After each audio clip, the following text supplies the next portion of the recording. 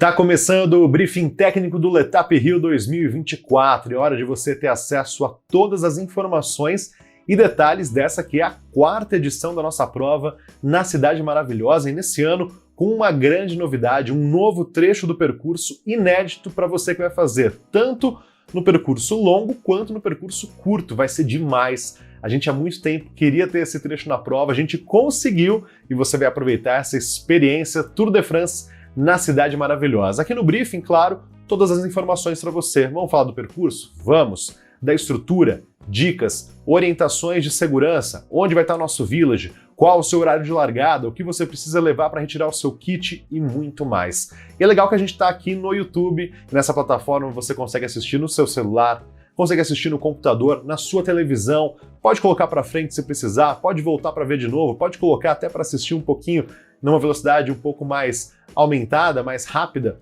ou seja, do jeito que você quiser. O importante é ver, compartilhar a informação e ficar muito bem preparada e preparado para a gente se encontrar lá no Rio. Bom, antes da gente entrar nas informações diretas aqui no nosso briefing para o Rio, eu quero só lembrar que a nossa prova de Campos do Jordão ainda está com inscrições abertas nesse ano, vai ser no dia 29 de setembro, que nós temos já as datas do Letap Cunha e também do Letap Rio 2025. Lá em Cunha, dia 30 de março de 2025 e no Rio de Janeiro, no ano que vem, no dia 29 de junho. Falando de inscrições, a gente tem aí inscrições ainda para campus no valor de R$ 1.200, acesse letapbrasil.com.br. Nós temos já inscrições liberadas para você para o nosso Letap Cunha, valor atual R$ 840, e nós vamos ter muito em breve as inscrições liberadas para o nosso Letap Rio de 2025. É o nosso chamado lote Early Bird, ou seja, aqueles que garantem a inscrição antes, pagam mais barato. Esse valor ele vai estar para você disponível a partir do dia 28 de junho até o dia 1º de julho. A gente vai liberar as inscrições ao meio-dia do dia 28, que é sexta-feira, R$ 790. São inscrições limitadas, então já garante a sua, beleza? E agora a gente vai falar exatamente da prova desse ano. Como eu disse, muitas novidades, vai ser demais. Para começo de conversa, baixe o guia, é o guia oficial do atleta. Nele você vai encontrar tudo que eu vou passar aqui para você junto do nosso time, todas as informações da prova, vai encontrar o mapa do percurso, a altimetria, o timetable, nossa programação, mapa do nosso village e muito mais. Por isso baixe escaneando esse QR Code ou indo direto no link que está aqui na bio. A gente também tem esse material no nosso site letapbrasil.com.br e no nosso Instagram Letap Brasil, lá no link da bio, você também encontra tudo isso para você, tá? Mas é importante você ter o guia no seu celular, que nele estão todas as informações da nossa prova, fechou? Vamos lá, nosso village mais uma vez vai estar localizado na Marina da Glória, vão ser 3 dias de atividades por lá. Na sexta e no sábado, nós temos as nossas lojas, os nossos produtos e serviços e também a entrega dos kits. E no domingo, dia da prova, a gente segue com as nossas atividades com os nossos parceiros e também a nossa premiação. No dia 28, sexta-feira, do meio-dia até as 8 da noite. No sábado, dia 29, das 9 da manhã até as 8 da noite. E no domingo, dia 30, das 7 da manhã até as 4 da tarde. Para você retirar o seu kit, é obrigatório que você apresente o seu documento com foto, acompanhado daquele famoso atestado médico, liberando a sua participação no nosso evento, carimbado com CRM e assinado por um médico, beleza? Tem aí o nosso modelo de atestado, caso você precise, e é obrigatório que você apresente, tá certo? O que você vai receber no seu kit? A sua jersey lindona, como sempre, diga-se de passagem, e também o nosso kit cronometragem. O que tem esse kit de cronometragem? Tem a placa, que deve ser fixada na parte da frente da sua bicicleta, conforme a imagem aí para você, tá bom? Temos também o nosso adesivo de canote, para você colocar, logicamente, no canote, lembrando para você não dobrar, não amassar, não rasgar. O número tem que ficar visível para a gente e também ele é o chip, lógico, para ter o seu tempo cronometrado. Além desses dois, você vai ter também o número de dorso, para você colocar exatamente nas suas costas, nas costas da sua jersey, conforme essa foto aí, tá certo? Então, vamos lá. Placa, adesivo de canote e dorso. É o kit cronometragem, coloque certinho na sua bike. Se você tiver qualquer dúvida, o pessoal lá na entrega do kit vai poder esclarecer para você. A gente sempre coloca ali uma bike como exemplo, tá bom? Retirada de kit por terceiros, ou seja, você vai retirar o seu kit para alguém, para alguma outra pessoa. Você tem que apresentar o quê? Essa procuração ela tem que estar reconhecida em cartório com os dados de ambos, tudo direitinho para que você consiga fazer essa retirada. Não se esqueça desse detalhe. Para retirar o kit para um terceiro, para uma outra pessoa, você precisa levar essa procuração assinada, preenchida e reconhecida em cartório. Tá aí o modelo para você. Programação do nosso Village, como eu disse, a gente começa aí na sexta-feira ao meio-dia com todas as nossas atividades. Do meio-dia até às 8 temos as nossas lojas, os nossos parceiros, produtos, serviços, pessoal da Shimano, muitas empresas para você com produtos para o seu ciclismo, para o seu pedal, vestuário, acessórios, bikes, suplementos e muito mais. Tem a nossa loja oficial com os produtos do Letap Brasil e do Letap Rio para você e temos uma programação no palco. Mais uma vez, parceria de conteúdo com o Gregário Cycling, vão ter muitos momentos com muito conteúdo sobre ciclismo para você. A gente começa, por exemplo, na sexta-feira às 18 horas com o tema Experiência no Ciclismo. Aí a gente vai para o sábado. No sábado a gente vai estar lá das 9 da manhã até as 8 da noite no Village e temos a programação lá no palco com muito conteúdo. 10h30 até meio-dia e meia a gente vai ter a exibição da primeira etapa do Tour de France com comentários ao vivo da Ana Lídia Borba e convidados no espaço Specialized. Às 13 horas vai ter um painel Gregário Cycling com o B&B Hotels no Tour de France. A gente vai receber a Flávia Lorenzetti para contar a experiência de acompanhar uma equipe profissional lá no Tour. Eu vou seguir um pouquinho mais rápido, essa programação vai estar disponível para você também no guia oficial e ela é sujeita a alteração. 1h30, um bate-papo sobre mulheres no ciclismo, 2 horas vai ter o Kiss Gregário Cycling em equipes com as nossas ciclistas mulheres. Às 2h30 a gente vai ter um outro bate-papo sobre peso e performance, tudo isso no sábado. 15 horas, o briefing técnico presencial, ou seja, o que eu estou falando aqui para você agora, que você vai acompanhar em todos os detalhes, a gente vai ter uma versão pocket dele lá no nosso Village, então é a sua oportunidade também de presencialmente ter mais informações e também tirar as suas dúvidas. 3h30 mais um painel, dicas dos percursos do Letap Rio 2024. Às 16 horas vamos ter mais um quiz de equipes do Gregário Cycling. Às 4h30, mais um painel com o tema Eu Jogo Limpo, para falar do movimento Eu Jogo Limpo. E às 5 da tarde do sabadão, mais um quiz Gregário Cycling para você participar e poder ganhar presentes especiais. Já no domingo, das 10h30 ao meio-dia e meia, lá no nosso telão, no nosso palco, a gente vai ter a exibição da segunda etapa do Tour de France.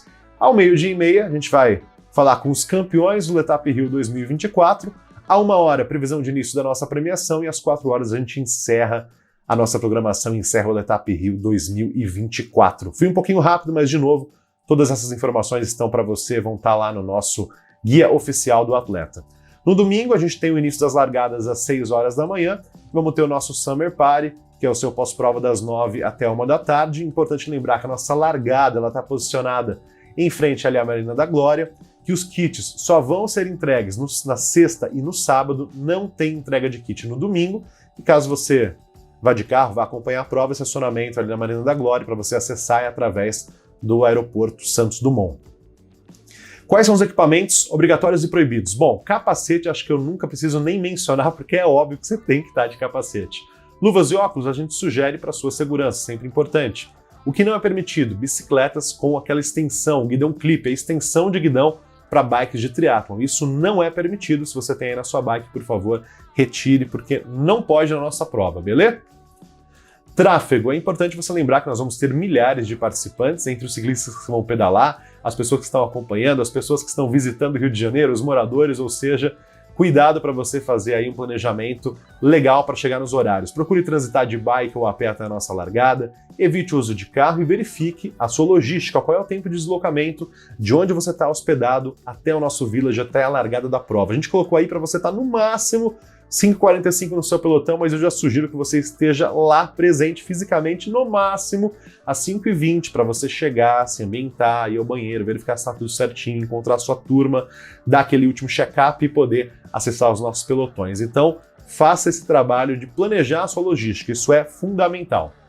Instruções para a nossa largada. A largada vai ser dividida ali com vários portões de acesso, de acordo com o seu pelotão. Eles vão ser abertos e fechados de acordo com a tabela que a gente vai mostrar para você daqui a pouquinho. Vão ser, claro, os nossos voluntários ajudando você no acesso à largada. Você tem que se posicionar no pelotão que está indicado para você. Verifique se você está levando tudo que você precisa para a sua prova. Vá ao banheiro antes, porque depois que você acessa a nossa largada, não é permitido que você saia dela. E preste sempre muita atenção às comunicações pelo sistema de som para você não perder nenhuma informação e largue com calma, com tranquilidade. Depois que você sair da nossa área de largada, aí sim você vai impor o seu ritmo, o seu pedal e fazer a sua melhor estratégia. Nossa largada vai estar aí dividida dessa forma para você. A gente tem aí alguns pelotões, como eu mencionei anteriormente. Nós temos os pelotões 1, 2, 3, 4 e 5 para a nossa prova de 102 km e os pelotões 6 e 7 para a nossa prova de 59 km. A primeira largada é às 6 horas da manhã e aí depois dela, a cada 3 minutos, a gente vai largando o próximo pelotão. Então 6, 6 e 3, 6 e 6, 6 e 9, 6 e 12 e depois mais 2 largadas, 6 e 15 e 6 e 18 para o nosso percurso curto. Então identifique o seu pelotão, se posicione corretamente, tenha atenção aos horários de largada, mas por favor, esteja lá cedo para não bater o desespero, para você poder se localizar. Tem aí esse mapa visual, fica facinho, é bem próximo da Marina da Glória, não tem erro, vai dar tudo certo. E agora eu vou passar a bola para o Fernando Schelles, que é o nosso diretor técnico e operações, e também para o Wagner Romão, que é atleta e educador físico, porque eles vão detalhar tudo do nosso percurso, com destaque especial para esse novo trecho da prova. Dicas importantes, orientações para sua segurança, para você aproveitar a estrutura, para você saber todos os segredinhos que você vai encontrar. Eles vão falar também da altimetria da prova, do timetable, ou seja, preste muita atenção. Schelles, Wagner, agora é com vocês. Obrigado, Pricoli. Estamos aqui para mais um briefing técnico, né, e detalhamento do novo percurso do Rio 2024. Convidamos Wagner Romão também, um atleta carioca, triatleta, fez sub-10 aí, né, Wagner? E seu ambiente local de vida e de treino todos os dias, né? Obrigado, Fernando. Poxa, muito legal receber mais uma etapa, né? Mais um Letap aqui no Rio de Janeiro, a 4ª edição. É uma honra para nós, atletas do Rio. Recebemos toda a comunidade do ciclismo. O Rio está sempre de braços abertos para os eventos esportivos. Nós fomos sede do maior evento do esporte, né, do mundo, os Jogos Olímpicos do Rio em 2016. Então, eu acho que a cidade ela respira competição, esporte, saúde, e o Letap como um dos principais eventos da nossa modalidade, né, do ciclismo. É sempre muito bem-vindo aqui na nossa cidade, os atletas, os familiares, então eu tenho certeza que vai ser uma grande festa. Com certeza, Wagner. A gente está aí para fazer essa festa, trazer o que é pedalar no Rio, essa experiência, esse visual, né, de montanha, de praia e de técnica também. Mas eu agradeço novamente pela força e vamos para o percurso, passar o que a gente conseguir de informações para que os ciclistas façam uma prova com todo o conhecimento, né, com toda a experiência que o Letap proporciona. Vamos especificamente aqui falar agora do curto, e a gente até fez um trocadilho aqui com os mapas, porque hoje o curto e o longo, né, no seu primeiro trecho, ou seja, do quilômetro 0 ao 59, aqui a gente já está trocando para vocês verem, ele tem o mesmo roteiro. Então todo mundo larga junto e do 0 ao 59, tanto os atletas do percurso longo como do curto vão fazer a mesma rota. A grande diferença é que aí no curto, como vocês podem ver, o ciclista chega na Marina da Glória e acabou o percurso dele, enquanto no longo vai ter o adicional da região dos loopings, que é esse novo trecho aí com 2 voltas na região que a gente chama de aterro, mas que compreende também a região portuária, né? Então, a gente vai passar pelos mapas o tempo todo falando do 0 ao 59, com todos os detalhes técnicos que vão contemplar os atletas dos 2 percursos, tá certo? Podemos passar aqui, estamos entrando dentro do mapa do percurso curto, a largada é na Marina da Glória, né? A gente vai dando um zoom para vocês. Desde a Marina da Glória até o quilômetro 16 de prova, a gente tem dentro do percurso de prova, né, de execução do atleta, um trecho de atenção, né, Wagner? Eu acho que é aquele trecho que todo mundo larga, tá mais energizado, é plano, o vácuo conta, todo o gradil está desenhado na prova, cheio de curvas aí. Você que conhece bem essa região e pedala em grupo, é um local de atenção, né? Sim, Fernando.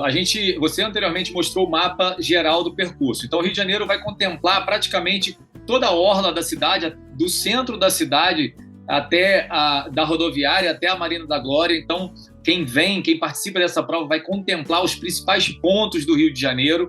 Como você falou, é uma cidade que oferece todos os tipos de terreno, tem bastante plano para pedalar, tem uma montanha maravilhosa, várias montanhas para se escalar. E começando pelo início da prova, é o nosso momento mais plano da prova.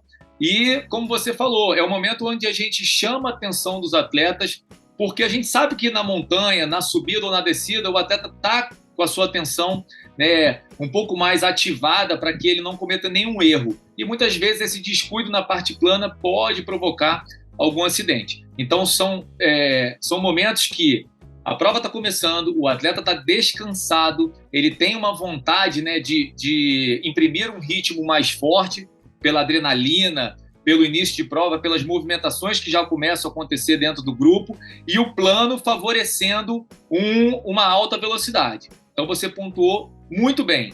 É o primeiro momento da prova, plano, alta velocidade, atletas descansados, então atenção redobrada para todo mundo que vai largar nos 2 percursos, porque vai passar pelo mesmo local. Temos algumas curvas, né, de 90 graus, então sempre cuidado ali na hora de arredondar a curva, pedalando em grupo, respeitando a linha dos companheiros que estão ao seu lado. Eu tenho certeza que, ativando essa atenção nesse primeiro momento da prova, a gente passa por esse pedaço bem limpo, sem nenhum acidente, porque as ruas são largas, estão bem balizadas, percurso 100% fechado. Então, só atenção aí dos atletas para que não haja nenhum problema.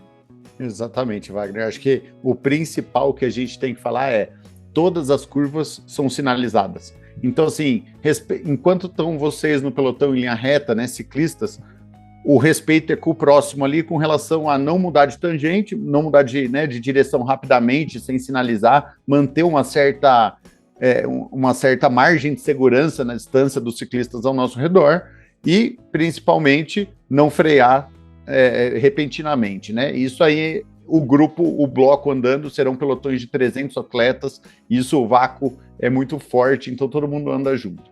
E depois desse momento, temos as curvas. Esses pelotões vão fazer as curvas, né? Você tem a saída do Rio Sul para Copacabana, é a primeira curva.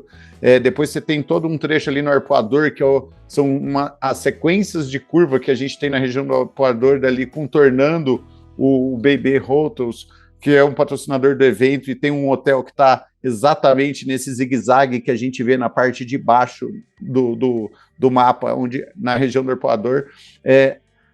Quando a gente sai do Leblon e entra na região sentido Baixo Gávea, também a gente entra fazendo vários zigue-zagues. São trechos de prova onde a gente vai realmente pilotar conectados, né? Vai ser um bloco de 300 atletas e todo mundo tem que falar a mesma língua, a mesma dinâmica de respeito a todo mundo. Por 3 anos, a boa notícia, Wagner, é que por 3 anos os nossos 2.000 atletas passaram aí, 1.500 atletas passaram aí. Esse ano a gente está indo com 2.000 atletas e com certeza vão passar de novo no mesmo respeito e segurança que passaram nos anos anteriores. Então, sem dúvida nenhuma. Se o atleta está participando de uma prova como essa, a gente tem plena convicção de que eles já conhecem, né, as boas práticas do ciclismo em grupo, o fair play, que tem que se fazer parte de todo o trajeto. Então, as sinalizações, a comunicação, é um esporte de comunicação para eventualidades. Então, todo mundo muito atento, conectado, atenção para esses momentos aí importantes de cada curva 90 graus, pelotão grande, andando junto, velocidade alta. Mas, como você bem falou, na nossa média histórica, a gente não teve nenhum acidente nesse primeiro trecho, e eu tenho certeza que no dia 30 passaremos também sem nenhum problema. Com certeza. Esse primeiro trecho aí, então, ele vai até o quilômetro 16, é uma das regiões mais legais aí, o final do primeiro trecho, que você sai ao lado do Jardim Botânico, então você pega uma avenida muito larga, né, que com todas aquelas palmeiras imperiais, assim, é um cenário que eu acho muito bonito, muito que busca a história do Rio, e onde a gente realmente faz a curva e entra no trecho do 16 para frente, no trecho de montanha do Rio de Janeiro, que é a famosa Pacheco Leão, todo mundo conhece, é o começo, é o pé da montanha aí, né, contornando o Jardim Botânico, Wagner. É o sonho dos ciclistas, né, do Rio de Janeiro, é pedalar nesse cenário que a gente já pedala diariamente ao longo do ano, com essa estrutura que é montada para a prova, com as ruas 100% fechadas, com mecânico, hidratação, alimentação, equipe médica. Então, isso é o sonho, né, de qualquer atleta. E você subir a Jardim Botânico, dobrando na Pacheco Leão, com essas vias todas fechadas, né? Geralmente a Pacheco Leão ela dá mão do sentido Lagoa, então a gente vai entrar o que seria a contramão da Pacheco Leão para poder subir em direção à mesa do Imperador. Então, é o sonho de qualquer atleta, mas para o nosso evento é o fim do primeiro trecho e o início de um trecho muito importante que a gente vai começar a falar agora, que é o trecho de montanha.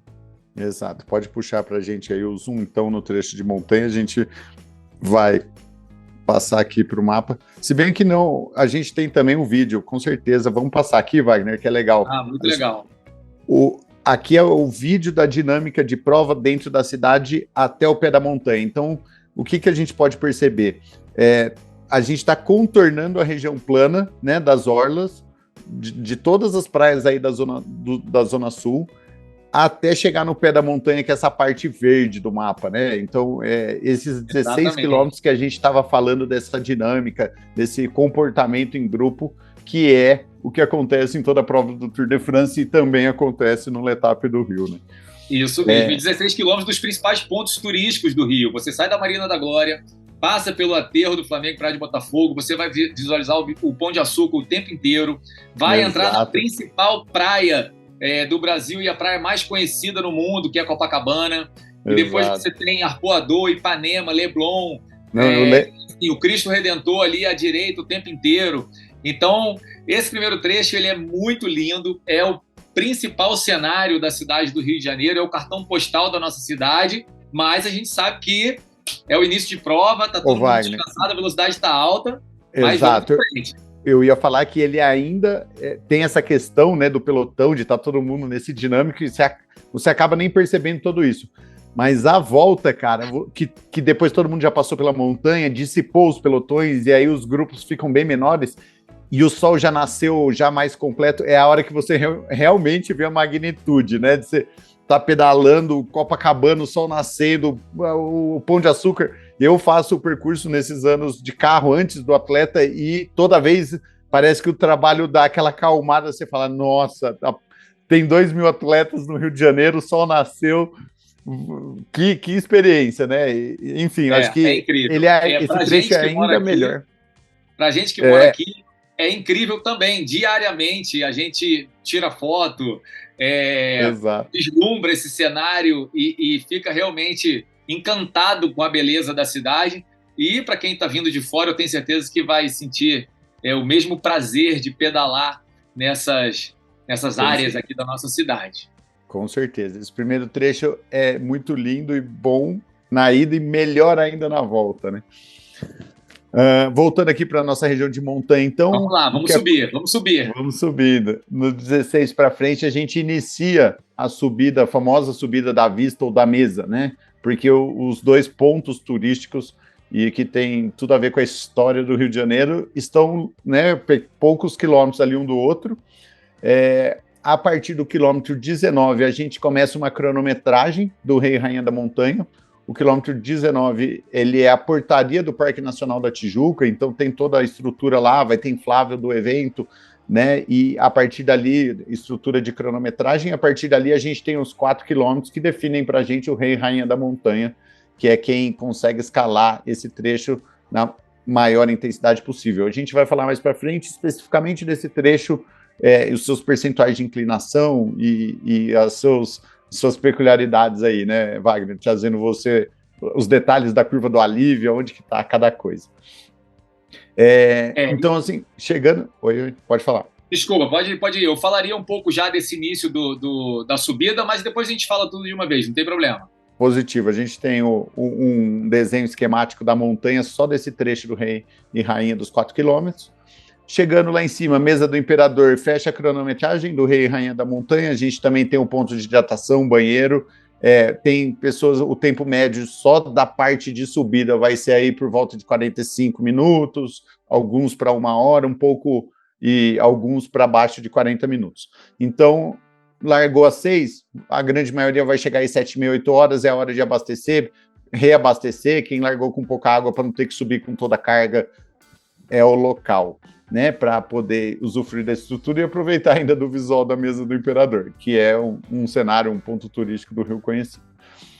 A partir daí a gente inicia um trecho que anda mais plano, mas já é majoritariamente descida, que é a partir da mesa do Imperador, sentido a Estrada da Gávea Pequena, outra face da montanha. Então os ciclistas sobem uma face da montanha e estão descendo pela outra face, pelo outro lado, começam a enxergar outra região da cidade, que é a famosa Estrada de Canoas, até a Praia de São Conrado.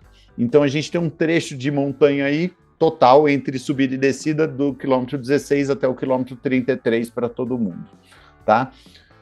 Vamos dar uma olhada no esquemático do vídeo, onde a gente consegue ver o atleta percorrendo toda a parte de montanha mais verde aí, é o Parque Nacional da Tijuca, uma floresta e área de preservação ambiental, até descer por ela, pelo vale ali, já chegando por trás da Praia de São Conrado até a autoestrada novamente, né, o acesso ao elevado, que é o novo trecho de prova.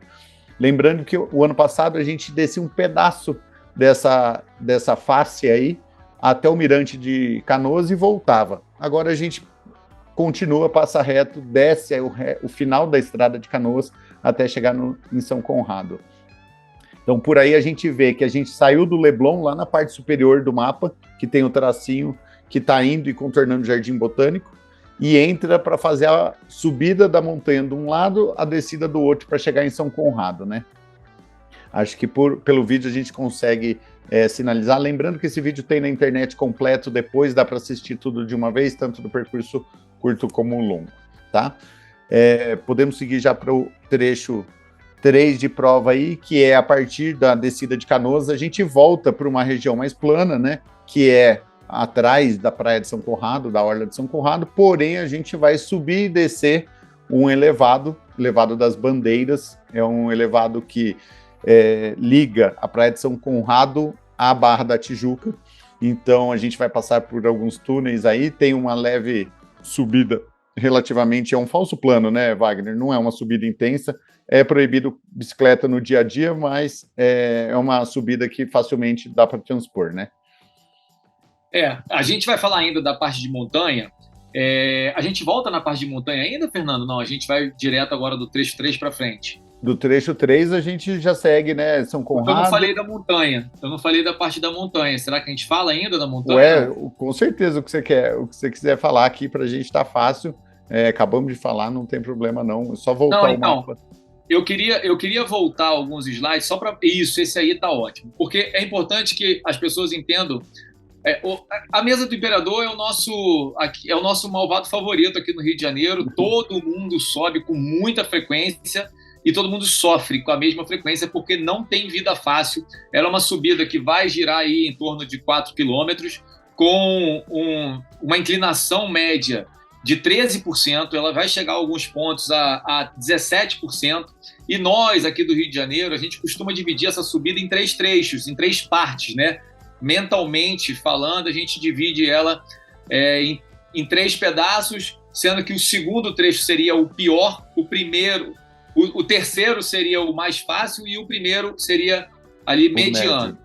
Então o primeiro trecho a gente coloca mais ou menos ali da bifurcação até a cachoeira, que vai passar ali pela Cancela, que é o início do nosso período, do nosso local ali cronometrado para o Rei e Rainha da Montanha. Então, da bifurcação da Cancela até a cachoeira. O segundo trecho é o da cachoeira até a Curva do Alívio. Esse é o pior trecho. Esse é um trecho muito inclinado, com uma inclinação média bem mais alta. E da Curva do Alívio até a mesa do Imperador, ela é uma subida mais rolada, é uma subida menos intensa. Então, para quem está chegando e não conhece essa subida, o importante é respeitar principalmente esse segundo trecho da cachoeira até a Curva do Alívio, que é o trecho mais intenso. O primeiro trecho é um convite à escalada. Você vai entrar num ritmo inicial ali, sabendo que o segundo trecho é o pior da prova, então você vai se ajeitando na bicicleta, escolhendo a melhor relação. Até ver a cachoeira, né? até ver a cachoeira. Deus fez duas coisas, te deu uma cachoeira, mas te deu a pior inclinação da subida. Então, tem uma cachoeira para contemplar, mas tem uma subida bem forte também.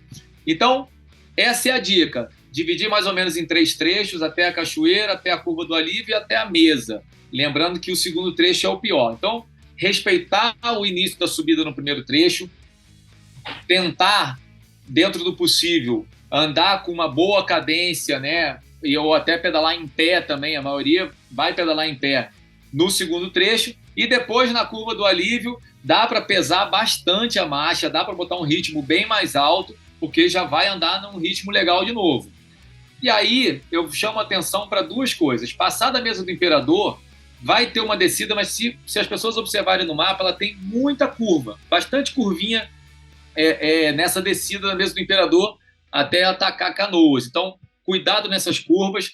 A estrada é um pouquinho mais estreita nesse trecho, é uma estrada muitas vezes de sombra, a gente sabe que vai ter uma manutenção em todas as vias antes da prova, mas é uma estrada de sombra, às vezes fica um limo nas bordas da rua, então tem que estar atento para quem vai pedalar, não deixar cair muito para as laterais. E depois é a descida de Canoas, onde a mão e a contramão estarão fechadas, ou seja, com bastante espaço para os atletas descerem sem nenhum problema. Não é uma descida neutralizada, é uma descida aberta, com tempo de prova funcionando, mas com uma via larga, com bastante espaço para descer. Então eu tenho certeza que o pessoal vai passar pela área de montanha aí, desfrutando bastante tanto da subida quanto da descida, mas sempre lembrando também a questão da segurança, muita atenção, principalmente no momento que começarem a descer. Exatamente, e aí vamos falar para esse trecho 3 aí. Pontuando que o ponto, onde que está o principal quesito de segurança em toda essa região de montanha se existe placa, a gente está chamando o atleta para uma curva em específico, né? Se existe a placa com um bandeirador apitando e sinalizando com uma bandeira para você prestar atenção na sinalização de curva que está à frente, não é à toa, né? Então as curvas que realmente são as pegadinhas, as curvas que realmente vão enganar o atleta com relação à tangente, que tem pouca margem de escape, que tem alguma questão com o asfalto e regularidade, o evento sinaliza de forma diferente, né? A gente escolhe especificamente as 10, as 20 piores curvas e sinaliza com um bandeirador que está apitando, com roupa específica de fluorescente, com uma placa de aviso de perigo, de asfalto irregular, justamente porque esses são os pontos onde o atleta não pode errar, né? É isso que faz com que a gente consiga um alto índice de não acidentes, né? Fazer uma prova, tudo está na mão do atleta brecar no momento da prova, sim, do ponto de vista de pilotagem, mas não do ponto de vista da organização. Quando a gente fala passar 2.000 atletas em uma curva perigosa sem um único acidente, não dá para depender 100% do atleta, então fiquem atentos a esses sinais. Esses sinais do bandeirador, da placa, que vão fazer a diferença no alto nível de segurança aí de prova e consequente de vocês mesmos, tá? Lembrar que na descida, depois que a gente passa pela mesa do Imperador, que a gente vai em direção ali à Estrada das Canoas, tem um trecho ali na casa do prefeito que torna a subir. Então tem uma pegadinha ali, o pessoal vai ver depois no mapa da altimetria. Porque a gente vai começar a descer. Quando começar a descer, o atleta vai falar assim, graças a Deus, começou a descer. Não, mas aí vai agora é só descida até São Conrado. Mas apareceu uma subida. Ajuda. Aí vão lembrar do prefeito do Rio. Exatamente. A casa do prefeito, todos os ciclistas passam na frente e contornam à esquerda. Eles vão pegar a rua paralela, que normalmente é contramão. Nos dias normais, os carros descem essa rua. A gente, na prova, vai subir. Ela tem uma alta inclinação, ela é de concreto, ela é estreita. Troca a marcha antes, já entra leve porque ela é durinha. Ela é curta, né? Da casa do prefeito até a rampa de voo livre, eles chamam. A gente tem aí 1 quilômetro, 1,5 quilômetro, mas ela é bem intensa. E aí sim, entra na parte final só descida até lá embaixo, né? É isso aí. Mas bora então, a gente está chegando, falando agora, pode trazer o zoom aqui para a região do elevado. A gente já tinha falado, o elevado é o que conecta São Conrado, o final da Estrada de Canoas, onde chega em São Conrado, que é no quilômetro 33 aí do mapa, até o quilômetro 37. Retorno na Barra para a gente voltar à região de São Conrado e acessar a orla. Então a gente tem um ida e volta. É importante a gente falar, falamos disso anteriormente, né, Wagner? O mapa é um mapa de região, ele não vai pela estrada, os ciclistas não vão pela estrada do Joá, que é um zigue-zague na montanha, eles vão pelo elevado das bandeiras. Bem mais plano, bem mais tranquilo, mas é subida. Ali tem seus 4, 5% de inclinação suave, depois desce novamente para acessar a Barra da Tijuca. Lembrando que o quilômetro 37 é um retorno apertado. A gente tem uma curva de 180 graus no final da descida do elevado. Então vai haver toda uma sinalização de bandeiradores e cone jogando vocês para o lado certo da curva já para poder tangenciar. Vai haver o estreitamento. Os bandeiradores estão com apito, as placas vão sinalizar que tem perigo à frente e depois curva perigosa. Vão com atenção nessa curva, porque ela realmente é estreita. Os atletas que não fizerem vão ter, e se perderem, vão acertar alguma estrutura, vão poder, né, se balizar por cones ou gradis que tem ali contornando, mostrando a curva, mas depois disso é a sarjeta, é o degrau da calçada. Então fiquem atentos a essa curva, é um retorno, na verdade, de acesso para a gente, para poder fazer a transposição por baixo dos elevados e acessar novamente o elevado sentido São Conrado, do 37 até o 41, né? Pô, Fernando, eu queria chamar a atenção para 2 pontos. Um, você já falou que no mapa aparece escrito ali Joá, mas para os cariocas, né, e para quem vai fazer a prova, não é pelo elevado, e sim pelo túnel. É um caminho que muita gente costuma passar pedalando também. E na descida do túnel, aí eu vou chamar a atenção para principalmente quem é do Rio de Janeiro, porque é muito comum descer do túnel, embalar nessa descida, que ela é uma descida de alta velocidade, e o trajeto segue, porque lá na frente os ciclistas aqui do Rio vão fazer ali a transposição para pegar lá em direção à praia. No percurso da nossa prova, descendo imediatamente o viaduto, você tem que fazer uma curva 180 graus, que é aquela agulha de quem vem na mesma mão de quem está vindo no viaduto. Só que nós, durante a prova, temos que frear para fazer esse 180 da contramão. Então, agora meu recado é para quem é do Rio, que está acostumado a descer ali constantemente, para que lembrem que no final da descida do viaduto, o 180 é na contramão, para passar debaixo do viaduto, fazer aquela tesoura e subir de novo o viaduto para pegar em direção ao túnel e o elevado do Joá. Isso. Então, muita atenção nessa frenagem para não passar reto. Tem uma área de escape ali, mas é importante contornar direitinho, até para que você não coloque outros atletas em risco também. E uma coisa técnica, Fernando, que eu queria chamar a atenção é essa subida aí do retorno, porque a gente fica muito preocupado com o movimento que a prova, né, vai apresentar para os atletas, principalmente para quem está buscando classificação geral ou nas categorias de grupo de idade. Mas esse túnel, essa subida de volta é uma subida que, no meu entendimento, ela vai diferenciar um pouquinho alguns atletas no momento de que, né, eles já estão mais cansados, já escalaram a mesa do Imperador, já desceram Canoas, e esse túnelzinho tem uma subidinha também grande, que pode ser que quebre aí alguns grupos na hora de começar a voltar. Com certeza, é uma subida rolada, mas intensa o suficiente, né? Ela é mais curta do que no outro sentido.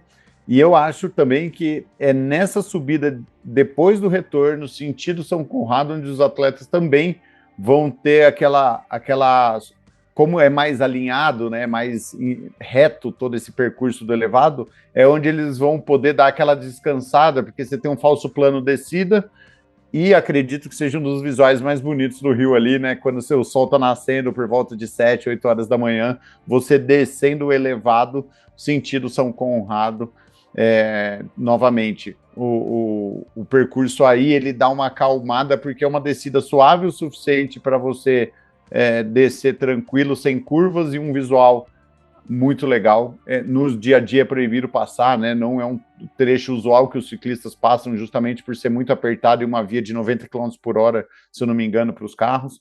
Então... Não, mas olha que interessante, tem uma ciclovia aí.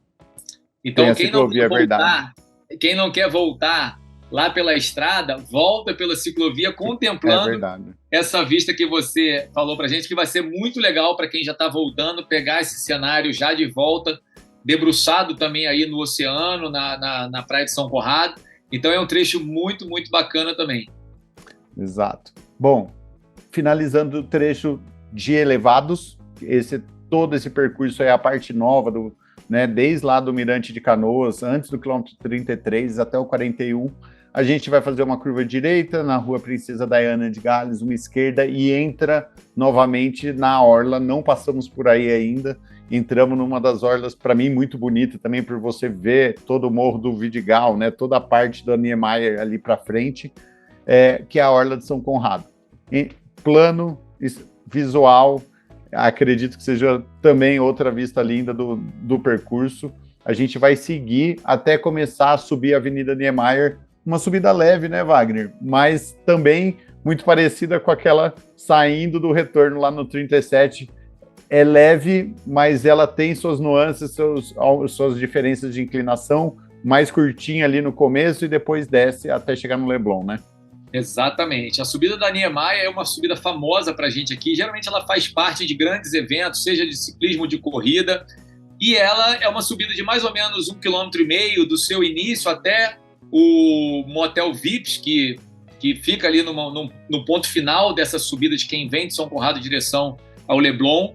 Então, como eu falei, depois dos trechos de montanha, a gente vai ter alguns momentos ali que podem diferenciar um resultado final nessa movimentação do pelotão. Um deles eu aponto que seria lá no quilômetro 37, a subida para o túnel. O outro ponto seria a subida da Niemeyer, esse 1,5 km até o Vips ali pode fazer diferença.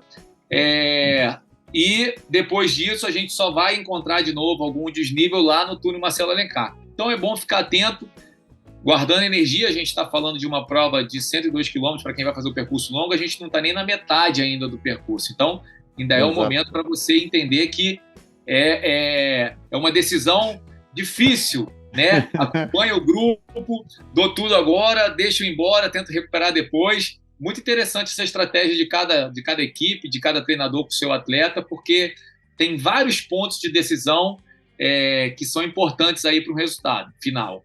Exatamente, cara. É o que você falou, a gente não está na metade ainda do 102 e já viramos montanha, já tivemos sobe e desce, retrechos de reaceleração. Então, assim, é uma prova para o tempo todo o atleta estar conectado com o percurso, né? O tempo todo, muita informação, muita coisa acontecendo, muita variedade, né, de inclinação, de desnível e tudo.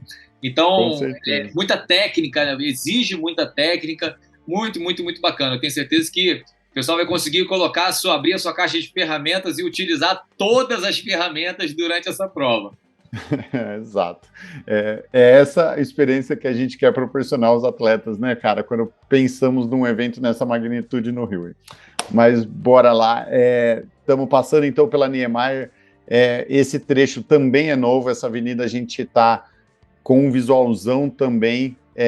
Foi uma coisa que a gente sempre buscou, poder retornar ao trecho da Zona Sul, né, o Leblon e Ipanema, parte plana de prova da metade para o final, por outro caminho. E com todo o apoio da prefeitura e o nosso buscar esse percurso que a gente achava ideal para os ciclistas, estamos chegando aí. Vamos acompanhar então pelo vídeo o trajeto dos ciclistas desde lá do quilômetro 33, pegando o elevado, chegando na Barra, fazendo o retorno, entrando em São Conrado e passando pela Niemeyer. Esse é o novo trecho que a gente está falando, e olha o visualzão, né? Você vê que você está fazendo a estrada na encosta da montanha aí do Vidigal e chegando no Leblon novamente. E lá atrás, no fundo, você vê a hora que a gente estava contornando o Jardim Botânico na parte plana e iniciando a subida da montanha, né? Esse é o nosso principal atrativo, né? Que a gente diz aqui no Rio de Janeiro, essa conexão entre a montanha, entre o verde da floresta da Tijuca e o azul do mar. Então, exatamente. Essa prova teve a felicidade de contemplar todo esse cenário. Com certeza, é o que a gente busca aí para os atletas. Então, finalizando esse trecho, a gente já vai olhar agora o trecho final para o pessoal do curto, onde a gente está aqui na parte da sinalização do quilômetro 46, na parte de baixo do mapa, acabamos de passar a montanha e o mar ali, entre a montanha e o mar, e iniciamos o trecho de volta. Esse trecho aí volta para aquele plano que a gente falou no começo, é um dos mais visuais, com as praias mais icônicas, a gente vê tudo, né, de ponto turístico, a orla, o sol nascendo, o mar, e volta para o plano. É a hora de quem está, né, no curto dar aquela acelerada, faltam 13 aí para o final, e são 13 de plano, né, cara? Acho que já vai estar mais tranquilo o tamanho dos grupos e acho que é a hora de realmente colocar o corpo para funcionar no seu limite e fazer a sua melhor média aí até o quilômetro 59 para encerrar, né, Wagner?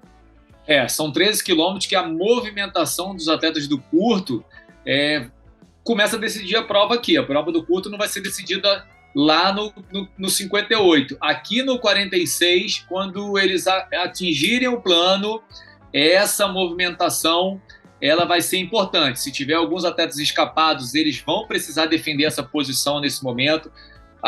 Os grupos perseguidores, é o momento de dar tudo de si, porque não tem mais o que guardar, são 13 quilômetros para a linha de chegada, então é a hora de realmente fazer força, aproveitar esse plano, aproveitar, a gente não sabe como é que, né, a gente se vai ter vento, se não vai ter vento a favor, vento contra, independente das condições meteorológicas, é a hora realmente de acelerar, porque passa muito rápido esse trecho, Fernando. Se você pega ali Leblon, Ipanema, Princesa Isabel já caindo ali em Botafogo, é muito rápido. São 13 quilômetros, mas que vão passar assim num estalar de dedos. Então, são minutos. A partir do momento que desceu, é hora de movimentar, colocar força nos pedais, exatamente. Podemos puxar aqui o vídeo também, já vai mostrar toda a região das orlas. Aí a gente passou Leblon, Ipanema, Arpoador, Copacabana, todo o trecho de Rio Sul, Botafogo, reta final e fim de prova aí para o percurso curto, né, Wagner? Acho que pelo vídeo, eu gosto muito desse vídeo 3D, porque quando você estuda o percurso, você sabe onde você está na cidade, quem é de fora compreende a magnitude, né, do percurso e as peculiaridades técnicas também, né? A gente tem um detalhe muito legal também, Fernando. Recentemente, a cidade do Rio de Janeiro ela sofreu um recapeamento praticamente em toda a sua malha viária aqui da cidade. Então, o asfalto do Rio de Janeiro ele está muito bom. Ele está impecável, está muito liso, está seguro. Alguns detalhes, talvez alguma tampa de bueiro que não esteja nivelada com esse asfalto mais novo, que é bom ficar atento, mas obviamente os atletas vão visualizar isso e vão sinalizar, mas o asfalto está muito bom, muito bom mesmo. Então todo esse trecho que os atletas vão percorrer durante o Letap Rio de Janeiro vai ser contemplado com um asfalto novo que foi feito assim. Recentemente eles estavam encerrando os últimos trechos agora na orla de Copacabana, no aterro do Flamengo, em Botafogo. Então asfalto não é um problema, então podem confiar aí que as velocidades vão ser muito altas nesse trecho. Com certeza. Voltando então aqui para o mapa, acabando o percurso curto, agora a gente vai trazer a diferença do longo, né? A gente está aqui olhando para o mapa novamente e com o looping a gente vê aonde o percurso curto acabou, onde está a bandeirinha, né, de largada e chegada, o percurso curto acabou a prova dele ali. A gente vai falar agora especificamente do looping. Os atletas do longo, passando onde está a plaquinha do 102, que é o final de prova do longo, é onde o 59, o percurso curto, acabou de fechar a prova dele, eles vão seguir, né? Eu acho que esse trecho sentido aeroporto é bem legal também, é um trecho que o asfalto está impecável, a gente tem uma avenida só para a gente, então são 2 pistas para cada bloco de ciclista que está indo e voltando. Na frente do aeroporto a gente passa para o lado de lá e aí passa os ciclistas ficarem separados pelo muro até entrar no túnel. Túnel Marcelo Alencar, sentido Porto, 60 metros para debaixo do nível do mar, né, Wagner? Parece nada, é só um túnel, mas lá dentro o negócio, a chapa esquenta, né? A chapa esquenta. É muito legal ter esse trecho no final da prova, no looping que vai decidir essa última etapa do percurso longo, porque ainda que você já estivesse no momento mais plano da prova, o Túnel Marcelo Alencar ele é essa cereja do bolo, essa pimentinha aí no final de prova. São 4 cerejas, né? São 4 cerejas, né? Porque com as 2 voltas você tem que entrar no túnel e sair. É um túnel de mais ou menos 3.300 metros, mas com uma boa descida e uma subida, obviamente, do outro lado, isso 2 vezes.